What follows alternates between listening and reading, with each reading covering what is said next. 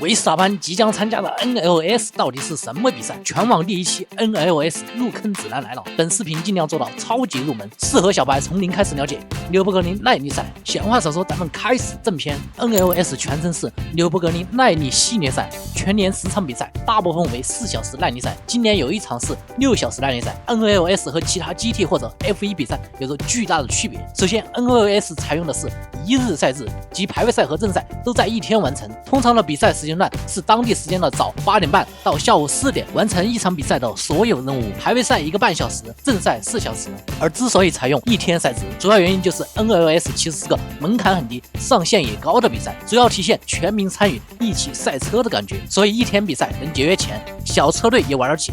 先说 NLS 的参赛标准，车手的话只需要考取 Permit A 或 B 的纽北赛照 ，B 驾照其实没那么难拿，基本有点技术都能拿到。而车队大致分为低、中、高3个等级，最顶级的就是 GT3赛车，而最低基本就是普通家用车改装后就行，比如宝马 330i 经过一些规则要求的改装就行。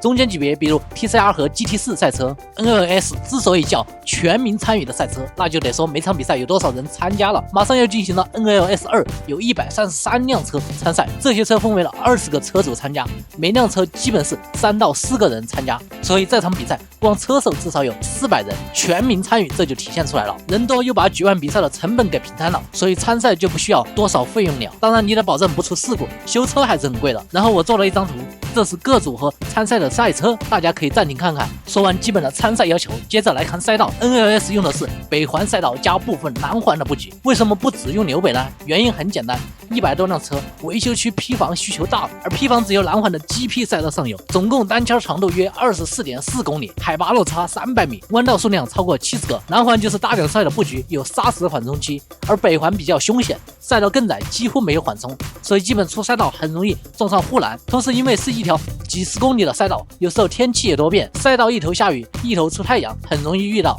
赛道、车和车手都介绍完了，接着咱们正式进入比赛。先来看排位赛，排位赛1个半小时。排位赛每辆车的参赛车手都需要至少跑一个有效单圈才能跑正赛，车队一般再安排最快的人去冲刺最速圈。排位赛最难的就是找合适的干净窗口，因为有100多辆车，所以你跑的这一圈没有阻挡才是最完美的圈速。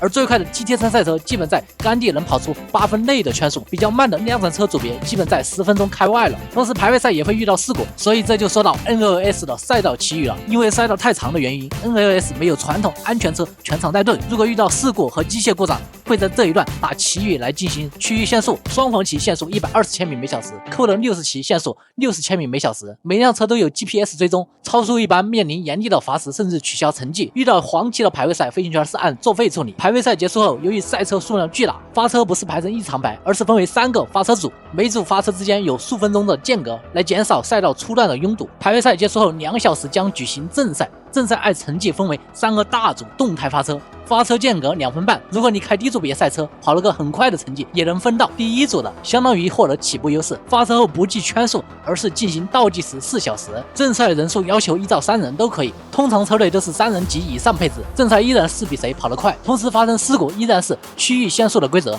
没有红旗和安全车这类配置。而 GT3 组别一场比赛大概需要跑27到29圈，入门车型在20到23圈，而 GT3 赛车一场比赛基本能跑进700公里。所以接下来说进站规则。 NLS 的进站不追求 F1 的3秒换胎，而是有最低停留时间限制。NLS 有自己的计算公式，简单说早进反而需要多停时间。 GT3 赛车一场比赛需要进站3次，每次包含加油和换胎，低组别2次就够了。加油时必须关掉赛车引擎，换胎也有人数限制，在 NLS 换一套胎通常需要20到30秒。然后就是完赛要求了，头车基本是 GT3 赛车，在倒计时结束后的这一圈冲线才算全场比赛结束。同时发车时分组别发车延时2分半的时间也会被减去。一辆车完赛要求必须完成该组别冠军所跑圈数的50%以上，才能被记录正式排名，也就是长时间修车再跑是没有分的。最后就是积分的计算，首先比赛是按组别计分的，低组别不用和高组别的车，你只需要保证你在自己车组里面能排前茅就行。而积分计算也有公式，这个公式和我们常见的 F1 还是有巨大差别。 F1 都是按排位固定积分，而 NLS 大家看这个积分规则，首先分母大家都一样，你想分数的是自己当前车组有多少辆车和排名。简单说，维斯塔潘在最高的